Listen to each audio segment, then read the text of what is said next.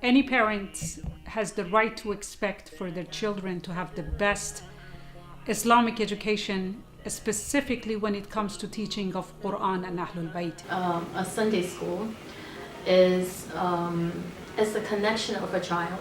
Connect with the meaning of the verses of the Quran and to hopefully understand the application of those verses in their day-to-day lives.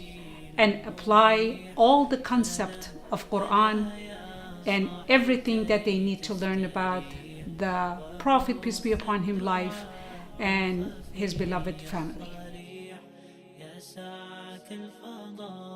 It's definitely going to be well organized and well structured, and that in and of itself is a lesson for our children. We can lecture them all we want on being organized, but when they come into a program that is well organized, that will be a lesson in and of itself. Teachers know what they're going to be teaching, they're going to have lesson plans, they know exactly what they're going to be doing throughout the time that they're spending in the program. We're trying to teach Quran in a totally different structure as far as application aspect of it.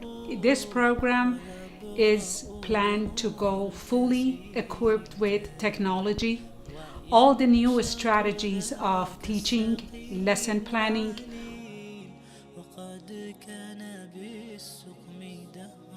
We're trying to teach every child to learn Quran at their own pace and level, and be able to apply it, learn it and apply it on their daily lives before we move on to next surah or to next ayah. This is more like you're connecting with the book. It's like an application to the book, like you're applying this book into yourself. It's going to be fun and engaging through the activities that have been included into the curriculum. And number 4, and I think this part is somewhat unique, is a set of discussions that we are offering for our high school kids called Islamic Identity Discussion. So the point of these discussions is to guide our teenagers and our high school kids through those critical years where they definitely need mentorship and guidance to be able to go through those years smoothly.